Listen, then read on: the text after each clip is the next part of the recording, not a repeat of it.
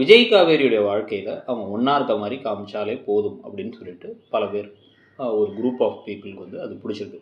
ஆனால் இன்னொரு பக்கம் கதையை எடுத்து கொண்டு போகணும் அப்படின்னா வந்து கதையே இல்லாமல் கதையை எடுத்து கொண்டு போகணும், ஆனால் ஒரே இடத்துல வச்சுருக்கணும் அப்படின்னா அவங்களுக்கு ஏதாவது ஒரு பிரச்சனையே கொடுக்கணும். அது உள்ளே இருக்கக்கூடிய பிரச்சனையாக தான் இப்போ வந்து பார்த்திங்கன்னா 2 விஷயத்த பண்ணுறாங்க. ஒன்று, கங்காவுக்கும் காவேரிக்கும் இடையில் ஒரு குட்டி கோல்டு வார். குமரனை வந்து நடத்துகிற விதமும் விஜயை நடத்துகிற விதமும் வெவ்வேறையாக இருக்குது. சாரதா நடத்துறது வேறு மாதிரி இருக்குது. பணக்கார மாப்பிள்ளைன்னா அவரை ஒரு மாதிரி இவரை உதாசீனப்படுத்துகிறாங்க அப்படின்னு அவங்க நினைக்க போகிறது. அதை வச்சு வரக்கூடிய பிரச்சனைகள் ஒரு பக்கம்னா, இன்னொரு பக்கம் வந்து பார்த்திங்க அப்படின்னா வந்து யமுனா சந்தேகப்படுறது. நிவின் ஏன் முதல்ல ஹாஸ்பிட்டல் கூட்டு போனார், அப்போ நிவின் தான் அந்த குழந்தைக்கு அப்பாவா, திருப்பி காவேரி நிவினும் சேர்ந்து நம்மளையும் விஜயும் ஏமாத்துறாங்களா அப்படின்னு கிறுக்குத்தனமாக ஒரு முடிவு பண்ணி தன்னுடைய அக்காவுடைய கேரக்டரே வந்து கொஷின் பண்ணுற மாதிரி விஷயங்களை பண்ணி கடைசியில் என்றைக்கோ யாருக்கிட்டையோ பலார்னு வாங்க போகிறது. அது காவேரி கிட்டையா, விஜய் கிட்டையா, நிவின் கிட்டையா அப்படிங்கிறத பார்க்கணும்.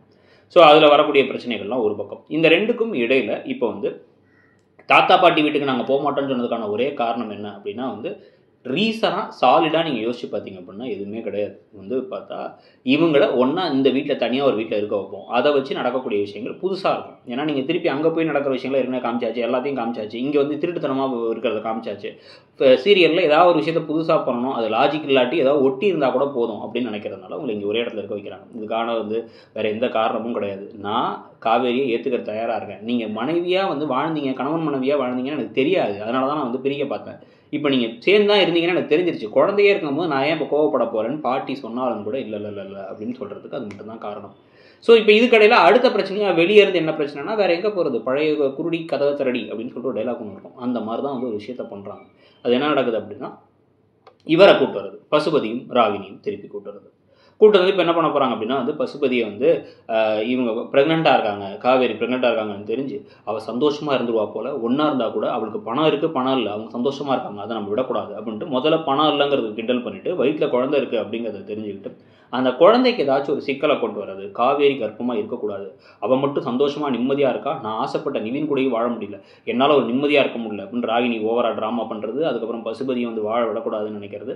அதுக்கப்புறம் வந்து அந்த கோர்ட் கேஸ் விஷயம், அந்த கொடைக்கானல் ப்ராப்பர்ட்டிக்கான விஷயம் அப்படின்னு இந்த 2 விஷயத்தை வச்சு தான் கதையை எடுத்து கொண்டு போவாங்கன்னு தோணுது. இவங்க குழந்தைக்கே ஒரு ஆபத்து கொண்டுற மாதிரி நிலைமைக்கு வந்துறது வரது. இந்த தமிழும் சரஸ்வதியில் ஒரு விஷயம் பண்ணுவாங்க, வேணுன்னே இடிச்சுட்டு போகிறது, அதெல்லாம் பண்ணுவாங்க. அந்த மாதிரி இடிச்சுட்டு போய் பண்ணுறது, அது இதெல்லாம் ஏதாச்சும் நெகட்டிவான விஷயங்களை தாண்டி எப்படி வந்து விஜயும் காவேரியும் அந்த சிக்கல்லாம் தப்பிச்சு வர போகிறாங்க, அதில் ஒன்றா இருக்கிறதுனால எப்படி அதை ஃபேஸ் பண்ண போகிறாங்க அப்படிங்கிற விஷயத்தை தான் காமிக்க போகிறாங்க. ஸோ அதில் நம்ம எதிர்பார்த்தது ஒரு ஆஃபீஸில் இருந்து அங்கே நடக்கக்கூடிய விஷயங்கள் புது புது வில்லன்கள் மாதிரி கொண்டு வந்து கதையை கொஞ்சம் வைடன் ஆக்கலாம், மற்ற கேரக்டர்ஸ்க்கும் வேறு இம்பார்ட்டன்ஸ் கொடுத்துட்டு. அதெல்லாம் இல்லைங்க, அதெல்லாம் ரொம்ப மெனக்கட வேண்டியது இருக்குது, அவ்வளோ மெனக்கட வேணாம் அப்படின்னு இப்போ முடிவு பண்ணிட்டாங்க.